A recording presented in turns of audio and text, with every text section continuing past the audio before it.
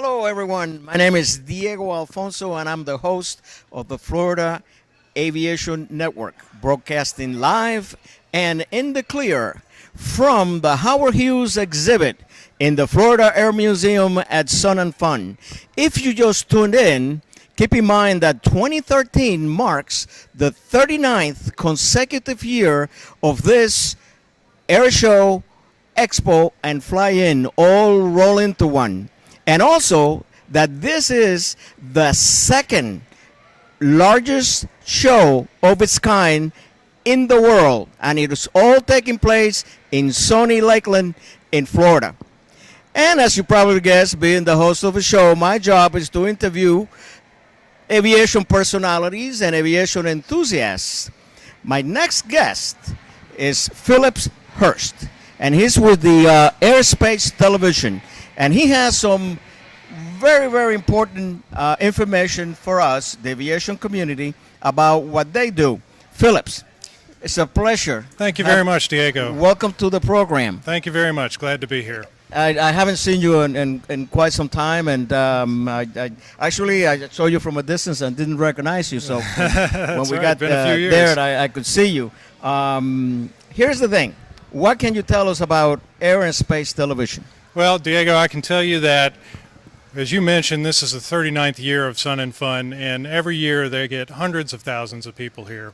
Those people come from all over because they love watching things that fly. They love the people, they love the atmosphere, and what we want to do is we want to give them all of that on a TV channel where they can go home and enjoy these fabulous stories about aviation and space. Okay, and so how does that work? Let kind of break it down a little bit for me here. Sure. Well, it's a long process, as you can imagine. Right. I've been involved with one other network startup before, the Golf Channel, and we went through the similar process. It takes several years. First, you have to make sure that there's an audience out there. Well, right. I can tell you more people go to air shows than NFL football games. Air and Space Museum in Washington is the most visited museum in the country, so there's something to be said for that. So we know there's an audience out there. You have to find out that there's plenty of programming. Well, we know with all of the years of movies and television shows and books and everything that have been written, it's practically an unlimited amount of stories about these fields. And then you have to do the hard work of putting pencil to paper and really sketching it out and figuring how you're going to get distribution.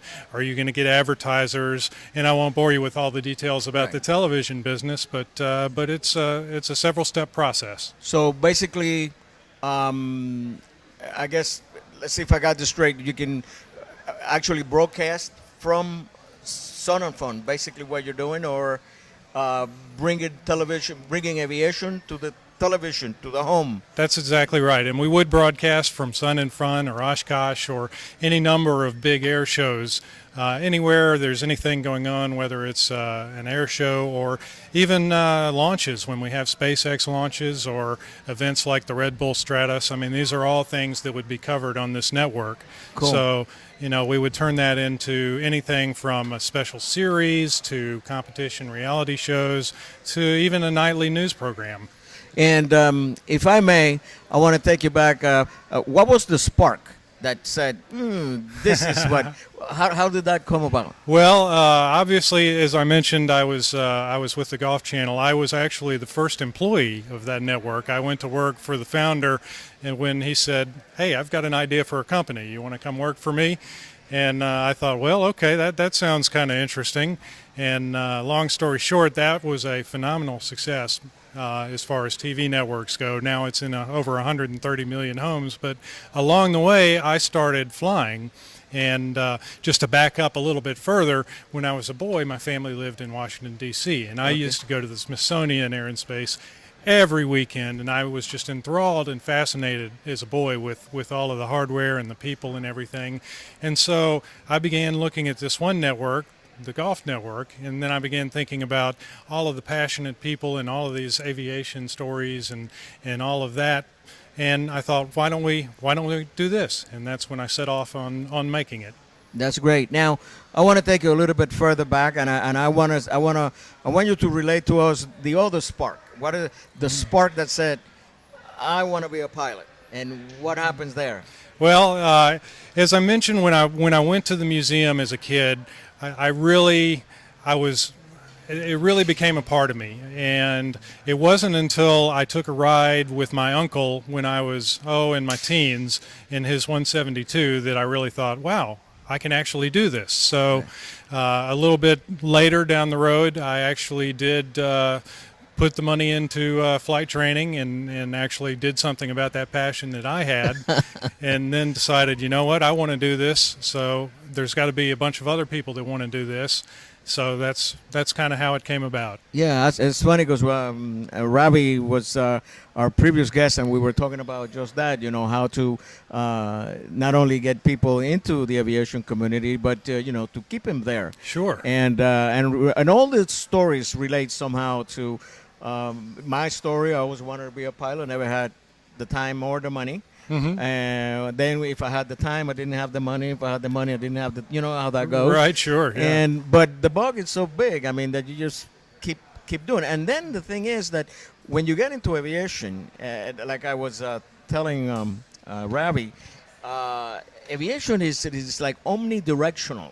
Mm-hmm. I like to think of it so because you go into aviation, but from that point, there's a whole slew of other things that you can do starting from that point. Right. Like sure. Like start a television network. You see what I'm saying? Yeah. And started by being a pilot. And, Sure. and it's just an amazing thing. So what are the immediate plans? What does the immediate future holds for airspace television? Sure. Well, we've got several phases that we need to go through. We've gone through the first phase where we know that we have a business here. Now we have to actually start building out the channel, and that starts with acquiring some of these programs and getting the internet site going and that sort of thing. And then we plan to go out and actually acquire a big network, which is what happens these days. You may have read about, for instance, Current TV was just bought, and there's been some other networks that are bought out and rebranded, much as if as radio stations change formats. So that's really the next step. But I want to go back to something you just said, which is talking about bringing people into the aviation community and retaining them. And that's something that's really important to me and something I believe that this channel can do like it's never been done before, because when you start talking about 8,000 hours a year of programming and being in 50 million homes, you've got such a potential to tell these motivational stories and to really build a culture around aviation. And, we saw it happen with golf. We're seeing it happen with the cooking channel. We see it happen with all of these different networks, and it only makes sense that it now start to happen with space and aviation. Well, one of the things that I told this to a couple of our guests, because I guess that's the general desire of everybody is to not only promote but to keep aviation. Mm-hmm. And one of the things that I told them is that unfortunately aviation gets negative propaganda for free. Right. Bad publicity. Bad publicity. Sure. Every time an airplane crashes, it doesn't matter where in the world, unfortunately 4, 5, 10, 20 people die. Yep. That's world news, and we're sitting here, and then we're going to know about the New Guinea, an airplane. Right.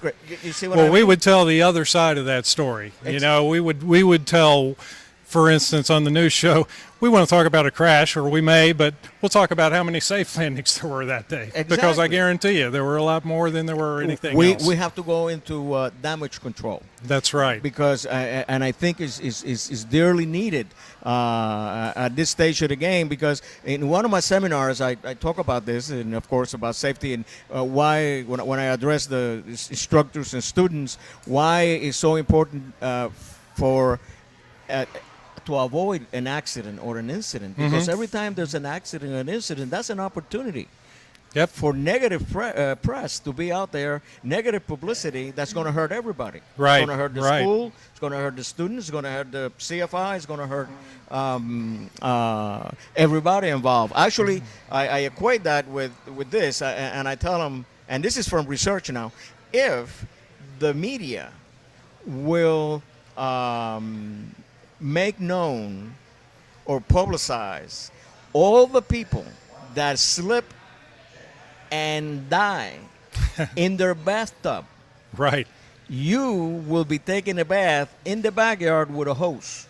Right. You will not go near a bathtub because it's constant. It's everything there. But yet, I think there's about 260, 280 people a year die in their bathtub. Is that so? Slip and break their necks, so to speak. Yep. So, well, it is an opportunity to tell the other side of the story too, to talk about the safety and all of the good things that are involved with it. Exactly, and then there's a lot of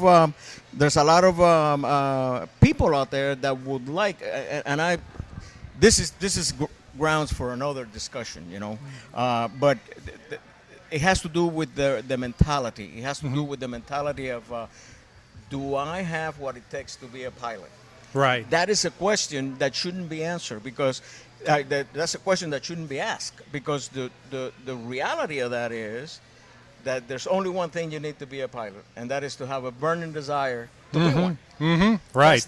That's the ingredient. The basic. If you can hold a medical, if you don't have any mental issues or physical issues that will prevent you from flying an aircraft, that's a different story. But if you're not in that category, anybody can fly an airplane. And we can tell that story. Exactly. We can let people know that. And make them believe that. Right. Unfortunately, from the very beginning, the non-flyers associate the flyers with a special group of people. But that's not necessarily the case, It is not. It is not. I know that. I know that very good. I'm not special. That's right. I just wanted to fly since I was yay high. Sure. And probably the same thing here. Same thing. And I think that there's millions of other people out there that do. They just don't know how to take that first step. Exactly. And we can show them.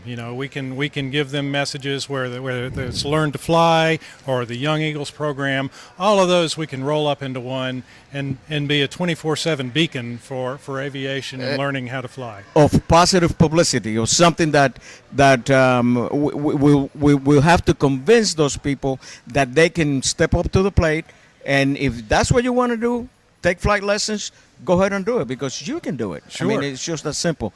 Yeah. I think we have come to that point in our interview. Already? Time goes fast, right? When we're having fun. It sure does. And Phillips, I really, really want to thank you for spending this time here with us and the good information that you have brought to us. And I wish you a lot of success with your aerospace television program. And just keep them safe. And let's keep letting them know that they can become pilots. Okay, very good. Thank you, Diego. And you stay put. You hear? Because we're going to come back just in a few seconds with some more information that you really would like to hear. See you in a bit.